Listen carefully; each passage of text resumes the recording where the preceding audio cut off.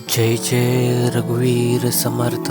आज आपण श्री समर्थ रामदास स्वामींच्या मनाचे श्लोक क्रमांक 16चा अर्थ, त्याचे मार्गदर्शन आणि प्रेरणा जाणून घेणार आहोत। या श्लोकामध्ये श्री समर्थ रामदास स्वामींनी आपल्या जीवनातील शोक, लोभ आणि पुनर्जन्माच्या चक्राचे महत्त्व सांगितले आहे। चला तर मग त्यांच्या विचारांमधून जीवनाचा मार्ग समजावून घेऊया। मरे एक त्याचा दुजा शोक वाहे, अकस्मात तोही पुढे जात आहे। पुरे नाजनी लोभ रे शोभ त्याते, म्हणून जनी मागुता जन्म घेते। श्लोकाचा अर्थ, मरे एक त्याचा दुजा शोक वाहे।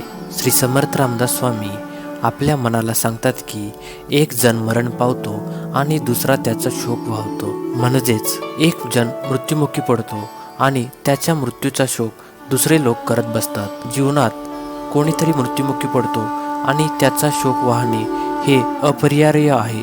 मृत्यू हा जीवनाचा अटळ सत्य आहे।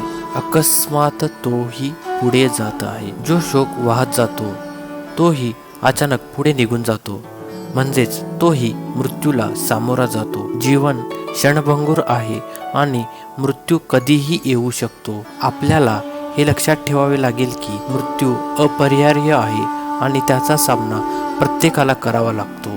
पुरे ना जनी लोभ रे शोभ त्याते। समाजात लोभ आणि तणाव वाढतच चाललेला आहे। लोभामुळे माणसाचे जीवन अस्थिर आणि अशांत होत चालले आहे। लोभामुळे माणसाला कधीच समाधान मिळत नाही। लोभाच्या कारणाने मानवाच्या मनात तणाव आणि अशांतता निर्माण होते। म्हणून जनी मागुता जन्म घेते।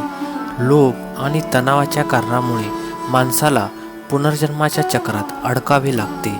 आपल्या कर्मांमुळे आपण पुनर्जन्म घेतो आणि जीवन मृत्यूच्या चक्रात अडकून बसतो। आपल्या वाईट कर्मांमुळे आपण पुनर्जन्माच्या चक्रात अडकत चाललो आहे। श्री समर्थ रामदास स्वामींच्या या श्लोकांमधून आपण खूप काही शिकू शकतो। जीवन क्षणभंगुर आहे आणि मृत्यू अपरिहार्य आहे। लोभ आणि तणाव आपल्या जीवनाला पुनर्जन्माच्या चक्रात अडकवतात। त्यामुळे आपण सन्मार्गावर चालावे, लोभ टाळावे आणि चांगले कर्म करत जावे।